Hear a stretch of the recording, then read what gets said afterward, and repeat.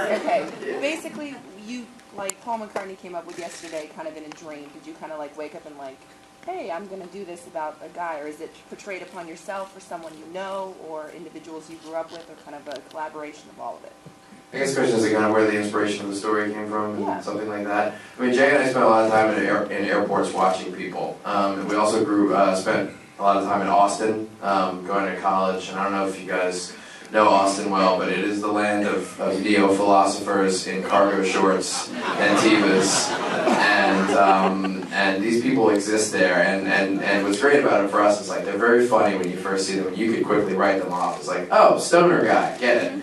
But like if you sit and have breakfast with them when they have breakfast at 9 p.m., you will discover this great, wondrous, funny, kind of beautiful world there. And that was a big thing for us. Was like we love these characters, and I mean they certainly have their kind of sad, stupid, douchey moments, but like they feel like us for better or for worse. Thank you. And Jason, what was it like for you to find that type of character? Was it something when you first read the script you were like, I know exactly where this is coming from, or was it something you, could you tell us a little bit how you worked towards that? Yeah, the simplest way I can put it is I just did exactly what they wrote. The best compliment I can give. There was no, like, what is my process, or discovering the character. I just did what they wrote. I write a lot of the stuff I do, and that's really nice because I know exactly where I'm coming from because I wrote it. But there was no moment of me trying to figure out anything. I did what they wrote on the paper. That's the best compliment I can give. It seems almost like it's written for you because you're so wonderful. Oh, thank you. You're welcome. I'm super good at acting.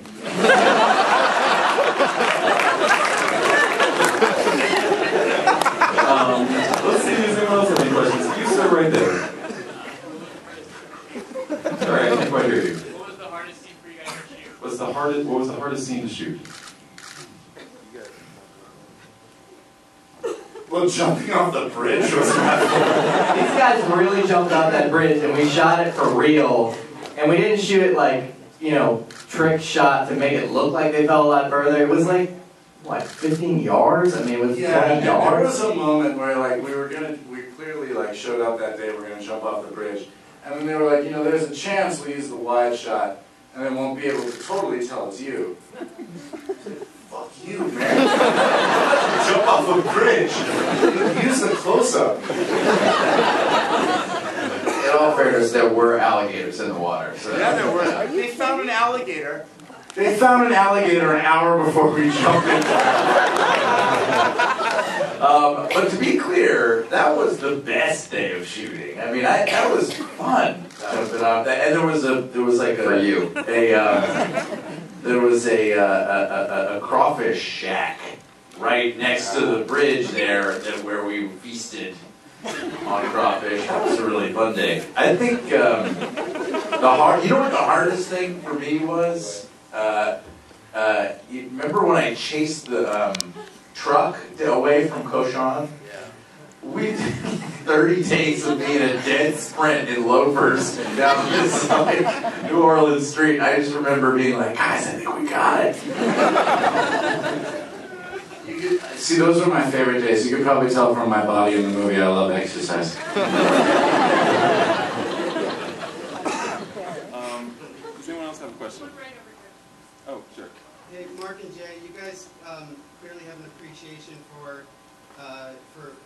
following the flow and how it's represented in this film. And I'm curious, in your filmmaking experience, how you've incorporated that into discovering the films that you're going to make, or the direction that you've gone with some of the projects. I have no idea how to repeat that question, but it has something to do with Mark and me following the flow and how we've incorporated that in our process. Are we stoners, is the question. I mean, I would say that, I think a lot of people think that our sets are probably really fun to hang out on, and but Mark and I are, just destroying ourselves the whole time.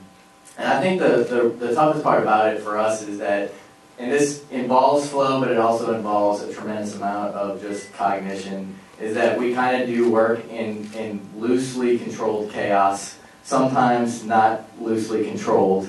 And even with a movie like this, which is our most controlled movie, because we had to end up at a bridge and throw people off of it and have little girls underwater, you know. This is shit that like Mark and I have not done before. Like you're asking the toughest scene is like that bridge scene was harder than all of our movies put together prior to this moment, you know. And the way that Mark kind of describes it is, I think, a great metaphor. Is like we shoot in this documentary style where we let people go into a room and have real interactions, and I kind of capture it as a documentarian. When you shoot a bridge scene that has to be storyboarded like that, you have to control it, and then you have to make it shaggy again. So Mark kind of describes it as like thrift store shopping. You have to work really freaking hard to make it look like it just fell off the rack and you just like bought it from J. Crew. You know? So that was extremely challenging for us, and you know it took us forever to prepare for it. I'd like to say, I think Ed would agree though, like doing a movie with you guys on set, it never felt anything but very calm. You know, there were scenes where, the scene where I sit down in the bathtub with Ed and talk, we just sat there and talked for like a few hours. And he said, just talk as brothers. Don't worry about the script, let's just see what happens. And we just sat there for 2 or 3 hours. It was super, super calm. Even jumping off the bridge felt super calm. No, it really did. Like, and that might have been your trick. Like, all right, go for it. Jump off All the that bridge. spicy food we gave you. Yeah. You in a good spot. I mean, you know, Jason brings up a good point, and I think it is important that this is a well-structured movie in terms of the plot points, but a lot of the dialogue that you see, you know, every scene we shoot is improvised to a certain extent. Dramatic scenes.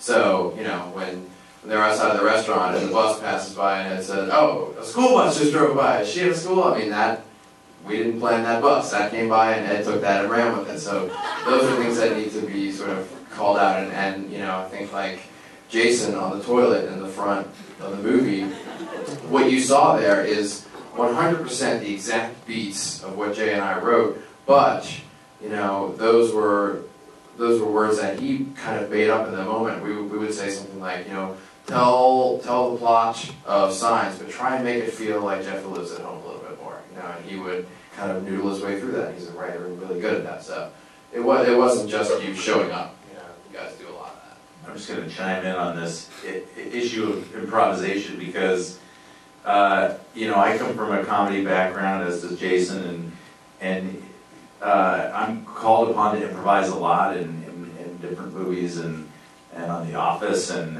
it's a great joy, but it's usually about trying to find the funniest beat or the funniest joke or the funniest sort of punchline or moment that you can.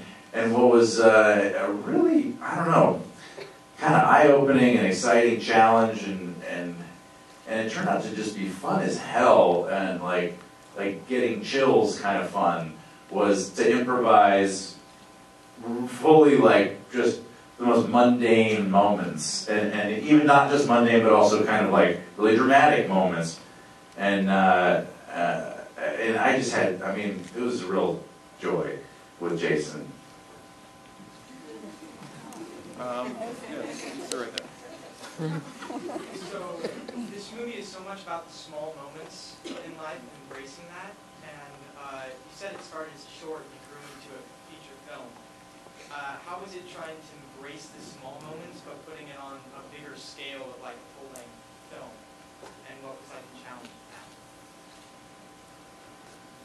Yeah, I mean, to your point about it, you know, the smaller moments, and that is something that we've always been obsessed with. Jay and I call it sort of like the epically small, which is what we love in our movies. Is you know, looking at these tiny little mundane moments and trying to see the beauty in them. In terms of me and Jay as people, we are terrible at that. I mean, Jeff is 100% wish fulfillment filmmaking for us.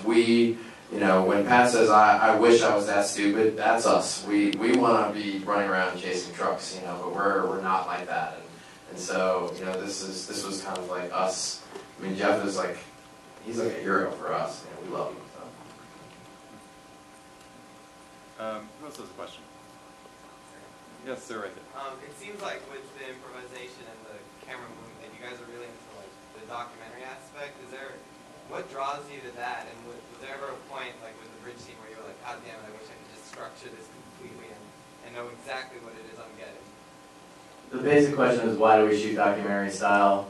In our 20s, for about a decade, we tried to be the Coen brothers. And if you're an up-and-coming filmmaker, don't try to be in the Coen brothers, because Joel and Ethan kind of have that locked up, and you will suck at it real bad.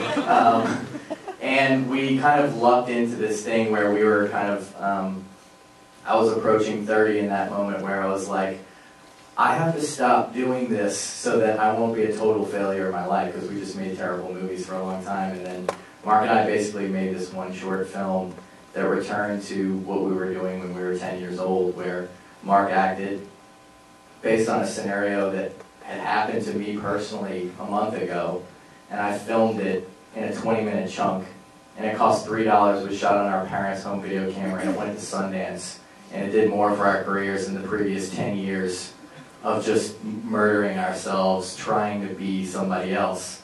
So from that point on, we just realized that now we know, because we do Q&As, that what we have to offer are the very private conversations that Mark and I have about how fucked up we are, and our friends are, and everybody that's sitting in this auditorium is.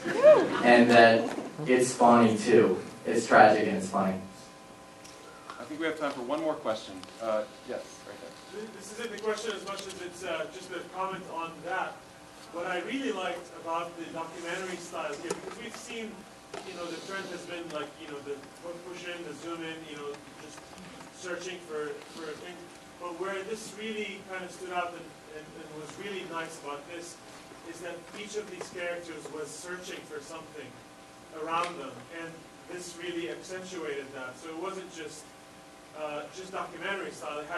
It really fit the meaning of those three people searching for meaning. So I thought he gave it, was that intentional, or was that kind of coincidental? The comment was, I shoot awesome, and I would like to concur with you, and I would like you to hold a press conference later with significant press members of the press community in order to convince them of that. Was it intentional regarding me searching for them as they are searching? Not necessarily. It's more about, functioning to capture naturalism. Like these guys were saying, we employ improvisation to, not to get the best joke, although it does get the best joke sometimes, but to get the best sense of naturalism. And kind of my promise to these guys, because of the chaos that we shoot in, is that if they have a moment, I'm going to get it. And I'm going to get it in close-up too. And so that's why you see a lot of movement and a lot of zooming and stuff. It's really more of a function of just how Mark and I feel like the only way that we can communicate what we feel like we have to offer. That's why we do it. Well, thank you guys so much for coming out. Thank you guys so much. Appreciate it.